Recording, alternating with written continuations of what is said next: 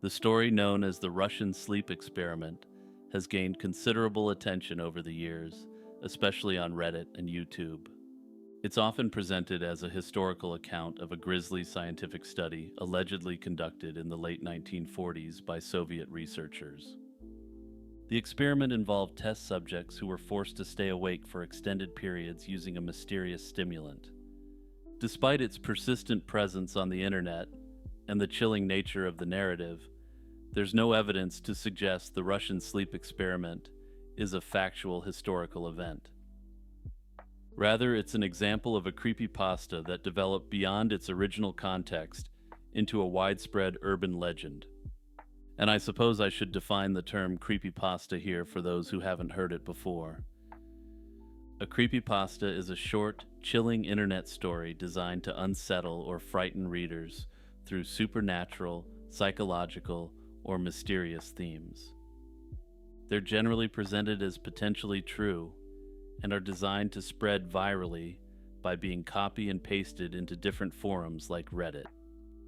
The earliest known iterations of the Russian sleep experiment story appeared online in the early 2010s.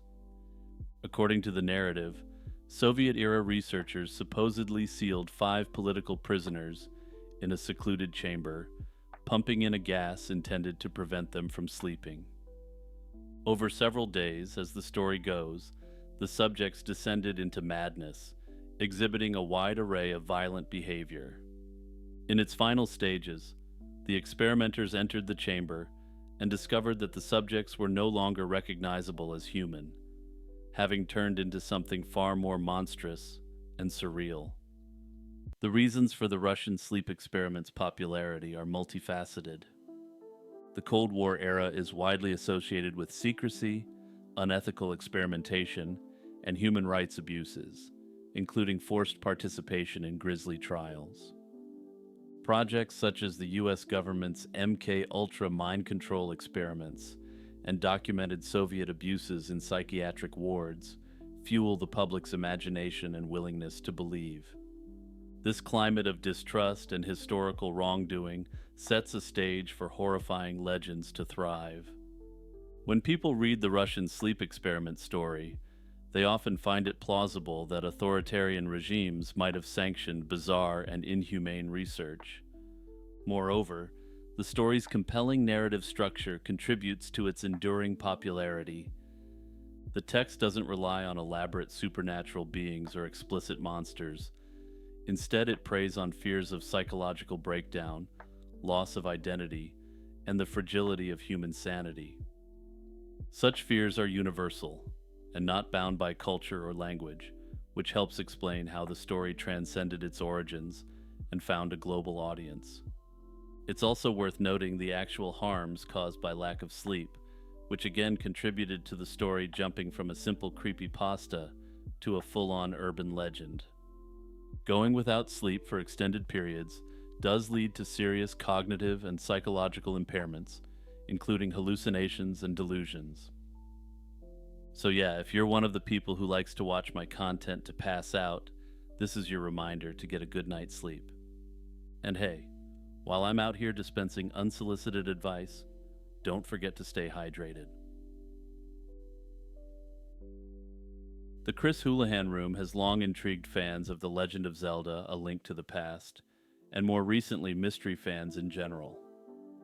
For the 10 people watching right now who don't know, this is a classic video game released in 1991 in Japan and the following year worldwide. This room, hidden deep within the game's code, has spawned numerous theories and speculations about its origins, as well as the identity of the mysterious Chris Houlihan. The exact date of discovery of the Chris Houlihan Room is unknown, but knowledge of it had been confirmed in print media as early as late 1994. More on that in a moment. It's an Easter egg, a hidden feature intentionally placed by the game's developers. The room contains 45 blue rupees, an in-game currency, and a unique sign reading, quote, "My name is Chris Houlihan. This is my top secret room. Keep it between us, okay?" Well, Chris, sorry, I guess I just broke the first rule of Fight Club by including this entry. The room was designed to act as a crash prevention mechanism. Notably, in the Japanese version of the game, there's no mention of the name Chris Houlihan, and it's just indicated as a secret room. If the game experienced an error or couldn't properly determine a transition point between locations, it would send the player to this fail-safe room instead of crashing outright. This type of debugging strategy was common in older games, as hardware limitations made handling unexpected errors a major challenge. What makes this Easter egg unusual is its personal message and connection to a seemingly ordinary individual, Chris Houlihan, rather than a developer or company reference. Other games of the period with these sorts of rooms generally include in-joke references to the game's developers, or things that made more sense contextually. The most widely accepted explanation for Chris Houlihan's inclusion in the game stems from a contest held by Nintendo Power, an extremely popular gaming magazine during the 1990s. The magazine hosted a competition in 1990 where the winner's name would be immortalized in an upcoming game. Chris Houlihan is believed to have won this contest, and the developers honored the prize by including his name in the secret room. This explanation, while straightforward, raises additional questions. Why was the Easter egg so obscure if it was meant to be part of a promotional campaign? And if this was the case, why did Nintendo never publicize the contest winner's inclusion? After all, one would think that having an actual fan's name included in arguably the biggest release in the lifespan of a system would be worth at least a quick press release. Some theorists argue that technical limitations or time constraints during development might have contributed to the room's obscurity.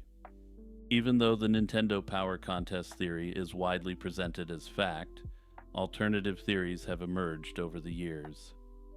And I just have to be very clear here, there's never been any verification from either Nintendo Power or Nintendo that this was the case. The most official source stating this was a 1994 issue of Club Nintendo, which was Nintendo Power's Latin American counterpart. Some suggest Chris Houlihan might have had a personal connection to the localizers of A Link to the Past. Under this theory, perhaps he was the nephew of someone who worked at Nintendo. Yeah, maybe Chris Houlihan was the one kid on the playground who actually had an uncle who worked at Nintendo, who could pull off some really wild stuff like putting his name in a game.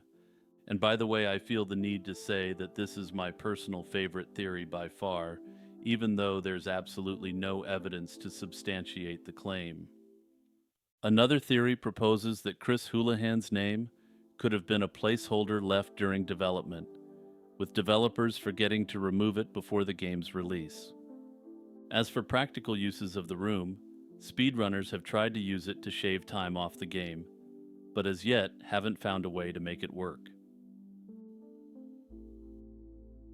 On February 11, 2004, 22-year-old Felicia Thomas vanished without a trace from her Lake Township residence in Luzerne County, Pennsylvania. She worked at a local convenience store, the Pump and Pantry, and lived with her boyfriend, Ed Rudaski.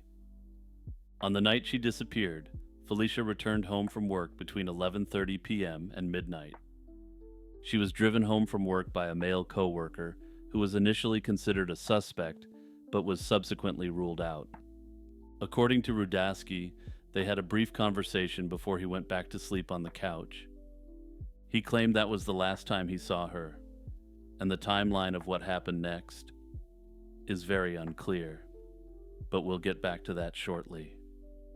When Felicia's mother, Pauline Bailey, couldn't reach her daughter and learned she hadn't picked up her paycheck, she reported her missing on February 13th, 2004. The investigation into Felicia's disappearance soon intersected with another unresolved case. In June 2001, Felicia's close friend, 18-year-old Jennifer Barzalowski, had also vanished after being seen with Steve Martin, who was dating Jennifer's sister at the time. Felicia had been actively seeking information about Jennifer's disappearance, expressing to her mother that she was close to uncovering the truth. Notably, Martin advised the authorities that he spoke to Felicia on the phone at some point after midnight on the night in question. If true and the timeline was accurate, this would mean that he was the last person to speak with Felicia. Steve Martin quickly became a person of interest in both cases. Martin deleted himself in August 2005 while incarcerated on unrelated charges, leaving many questions unanswered. In April 2010, a significant development occurred when Jennifer Barzalowski's skull was discovered in a wooded area near Hunlock Township, close to Martin's former residence. This discovery intensified the search for Felicia, with her family believing that the cases were likely connected. Notably, authorities have taken a different view of these cases thus far, though they have come out and stated that he is a person of interest in both investigations. Over the years, Felicia's family has tirelessly advocated for renewed investigations and public awareness. Despite these efforts, Felicia's remains have not been found, and no arrests have been made in connection with her disappearance. The Index Librorum Prohibitorum, better known as the Index of Forbidden Books, was a list maintained by the Roman Catholic Church that cataloged publications deemed heretical or contrary to morality. Established in the 16th century, the index aimed to protect the faithful from theological errors and preserve the integrity of church doctrine. Over its 4-century existence, it reflected the Church's efforts to control the dissemination of ideas and uphold religious orthodoxy. The roots of the index trace back to the early 16th century, a period marked by significant religious upheaval. The Protestant Reformation, initiated by Martin Luther in 1517, challenged the authority and teachings of the Catholic Church. In response, the Church sought mechanisms to curb the spread of what it considered heretical writings. In 1559, Pope Paul IV promulgated the first official index, listing books considered dangerous to the faith or morals of Catholics. This initial compilation was stringent, reflecting the Church's determination to counteract the influence of Protestantism and other perceived threats. The Council of Trent convened to address the challenges posed by the Reformation and recognized the need for a more systematic approach to censorship. Consequently, in 1564, the Tridentine Index was published under Pope Pius IV, accompanied by a set of guidelines known as the 10 Rules. These rules outlined the criteria for prohibiting books and the procedures for censorship. The responsibility for maintaining and updating the index was entrusted to the Sacred Congregation of the Index, established in 1571 by Pope Pius V. This body operated under the Roman Inquisition and was tasked with examining publications for heretical content. That must have been a real fun job, by the way. Sounds like these guys got to read all the hottest content. The congregation had the authority to ban books, mandate corrections, and grant permissions for reading prohibited works under specific conditions. Enforcement of the index varied across regions and periods. While the Church wielded significant influence, the practical implementation of book bans depended on local church and secular authorities. In some areas, prohibited books circulated clandestinely, and enforcement was lax, whereas in others, authorities rigorously suppressed banned literature. The index encompassed a wide array of works, including those by prominent scientists, philosophers, and theologians. Copernicus's publication, which proposed a heliocentric model of the universe, was suspended until corrected in 1616 due to its contradiction of the geocentric view endorsed by the Church. Similarly, Galileo Galilei's advocacy for Copernican heliocentrism led to his works being placed on the index, and he faced trial by the Inquisition in 1633. Philosophers such as Giordano Bruno, whose writings on cosmology and theology diverged from orthodox teachings, were also included. Bruno's works were condemned, and he was eliminated for heresy in 1600. The index listed numerous other authors, including Erasmus, Voltaire, and Jean-Paul Sartre, reflecting the Church's broad efforts to control theological and philosophical discourse. Over time, the effectiveness and relevance of the index waned, particularly as secular authorities and public opinion increasingly championed freedom of expression. Recognizing the changing intellectual climate, the Church ceased publication of the index in 1966 under Pope Paul VI, relegating it to a historical document. Conspiracy theories about the index of forbidden books suggest it was more than a tool for safeguarding faith. According to theorists, it served to suppress revolutionary ideas that could challenge the Church's authority or broader power structures. Critics argue that by banning works on science, philosophy, and governance, the index aimed to stifle intellectual advancements and maintain control over societal narratives. Some theorists claim the Church deliberately sought to keep the public uninformed, ensuring dependence on religious doctrine rather than independent reasoning. Others speculate that certain books were included not solely for theological reasons, but to hide knowledge of ancient wisdom or esoteric secrets, threatening established religious interpretations. In Gnostic cosmology, archons are malevolent entities that govern the material world, acting as obstacles to spiritual enlightenment. The term archon derives from the Greek word meaning ruler or authority. These beings are often depicted as the creators and overseers of the physical universe, enforcing ignorance and preventing souls from attaining gnosis, knowledge of the divine realm. Central to Gnostic belief is the concept of the demiurge, a subordinate deity responsible for the creation of the material world. This entity is often identified with the God of the Old Testament and is considered ignorant or malevolent. The archons serve the demiurge, named Yaldabaoth, assisting in the construction and maintenance of the physical realm. They are typically associated with the 7 classical planets: Saturn, Jupiter, Mars, the Sun, Venus, Mercury, and the Moon, each governed by a specific archon. This planetary association reflects the archon's roles in influencing human destiny and maintaining the soul's entrapment within the material world. The Hypostasis of the Archons, a Gnostic text from the Nag Hammadi library, provides a detailed account of these entities. It describes the archons as androgynous beings with faces resembling beasts, highlighting their corrupt and deceptive nature. Yaldabaoth, their leader, is portrayed as a lion-faced serpent, embodying arrogance, pride, and ignorance.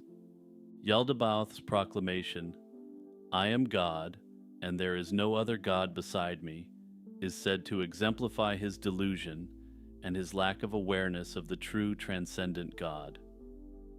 According to this belief, Jesus Christ represents the true universal transcendent God sent to earth, explaining the significantly different teachings of Jesus from the God of the Old Testament.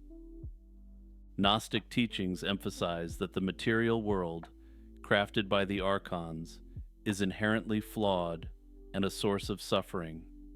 Human souls, considered divine sparks, are trapped within physical bodies, subjected to the archon's control. Salvation, according to Gnostic belief, involves transcending the material realm by acquiring gnosis. This esoteric knowledge enables individuals to recognize their divine origin and navigate past the archons, ultimately reuniting with the true God. The archons' influence extends to human thoughts and behaviors. They are believed to instill ignorance, fear, and material desires, diverting souls from spiritual awakening. By manipulating human consciousness, the archons maintain their dominion over the material world, ensuring that souls remain ensnared in the cycle of birth and rebirth. To paraphrase the late great Norm Macdonald, With the Archons, the more I learn about those guys, the more I don't care for them. Hey, it's your boy Jimmy here with a quick shout out to all my subscribers, patrons, and YouTube members. The theory that fossil fuels are actually renewable revolves around several core beliefs and interpretations of geology generally accepted to be pseudoscientific. According to this theory, fossil fuels like crude oil, natural gas, and coal are not, as conventionally understood, finite resources formed over millions of years from decomposed organic material. Instead, proponents argue that these fuels are constantly replenished through processes occurring deep within the Earth, making them effectively renewable. A key aspect of the theory is the idea that the term fossil fuels was coined by powerful figures in the oil industry, such as John D. Rockefeller, to create an artificial sense of scarcity. This scarcity, it is suggested, was meant to keep prices high and control the market, allowing a handful of powerful entities to profit immensely from energy production. Supporters of this narrative point out that the term fossil fuels was used to make people believe these energy sources were rare and irreplaceable, thereby justifying high costs and monopolistic practices. Some advocates of the theory argue that evidence of oil reserves seemingly refilling over time supports their claims. There are cases where previously depleted oil wells have been observed to contain new quantities of oil, which proponents interpret as proof that oil is being continually generated. They often cite the idea of abiotic oil, a theory which posits that oil is formed from inorganic substances rather than decomposed biological matter. According to this view, hydrocarbons originate deep in the Earth's crust, through chemical reactions involving carbon deposits that have no biological origin. This interpretation suggests that oil is not millions of years old, and that new oil can be produced within the Earth on a much shorter timescale. The geological processes that allegedly create oil, according to the conspiracy, involve complex reactions under conditions of high pressure and temperature. Proponents often claim that there is a vast network of interconnected reservoirs deep beneath the Earth's surface that continually replenish the deposits we extract. The theory implies that current technology and exploration practices have only scratched the surface of what is available, and that much of the Earth's oil reserves remain untapped or deliberately undisclosed. Supporters of this conspiracy also claim that the idea of oil scarcity is used to control global geopolitics. Since the major players in the oil industry are often closely linked to governments and international institutions, the scarcity narrative is seen as a tool to influence foreign policy and economic stability. Further conspiracy theorists argue that this even gives justification for certain military actions.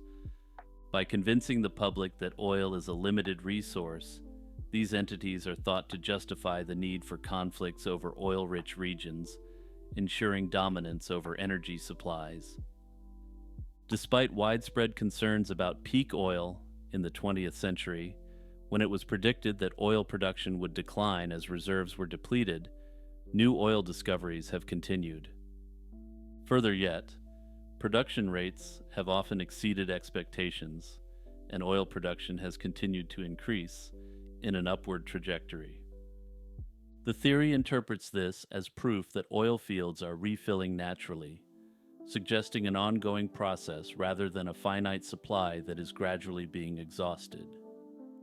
Debunkers argue that the conspiracy that fossil fuels are renewable hinges on an overly simplistic view of how these fuels form. According to them, it ignores the distinct requirements of time, pressure, and specific geological conditions necessary for the transformation of organic material into hydrocarbons. The amount of time required, millions of years, is crucial. Current consumption rates are such that we are depleting reservoirs without any meaningful possibility of natural replenishment. They emphasize that the underlying science of how fossil fuels are made contradicts any narrative suggesting they are renewable on a timescale relevant to human society.